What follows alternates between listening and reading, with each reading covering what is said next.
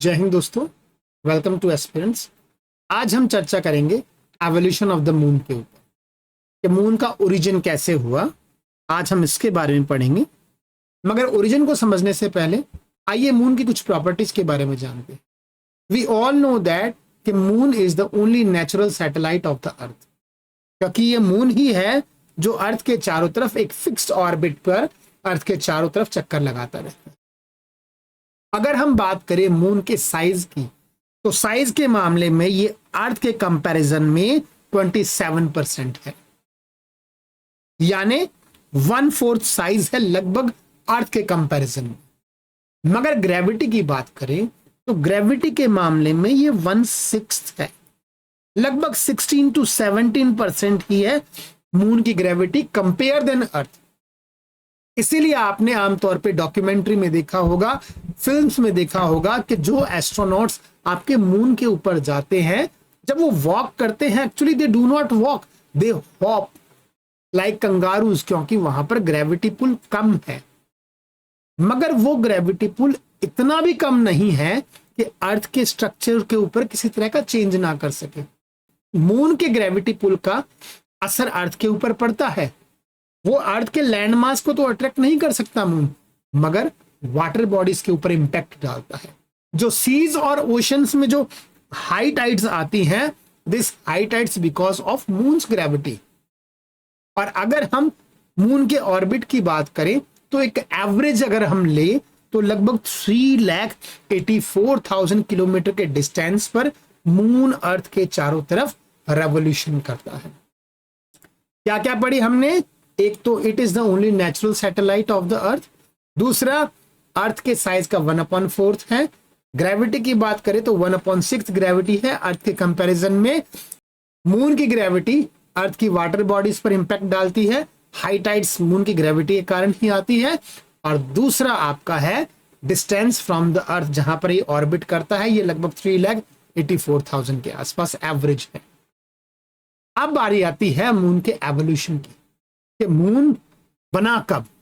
अगर मैं बात करूं तो मून के ओरिजिन की बात करूं तो मून का ओरिजिन लगभग आपका 4 to 4.5 बिलियन ईयर्स पहले ओरिजिन हुआ।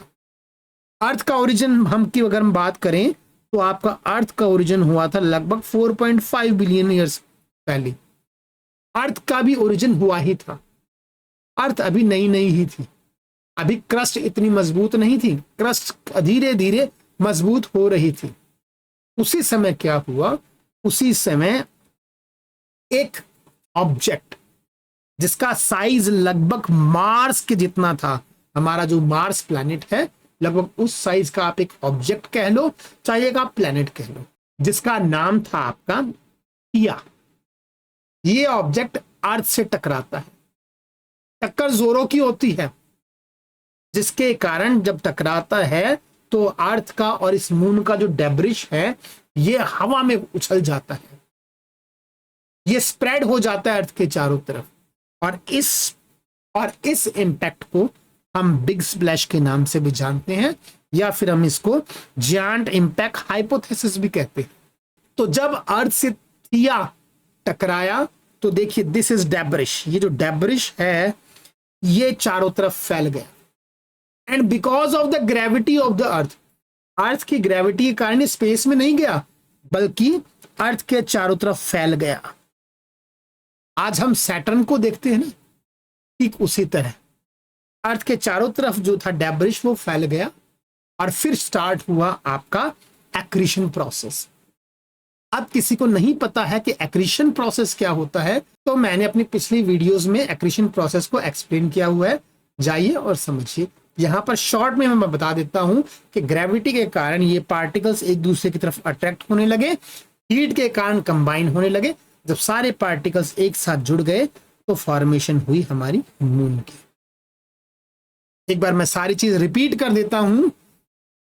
Moon is the only satellite of the earth, 1/4 in the size, 1/6 in the gravity, affect water bodies, and the distance is near about 3,84,000 kilometer.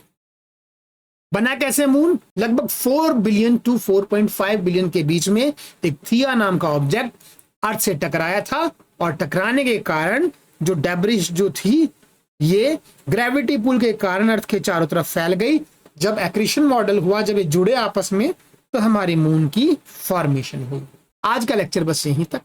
कल के लेक्चर में हम एक और कॉन्सेप्ट पढ़ेंगे जो कि है tidal lock of the moon.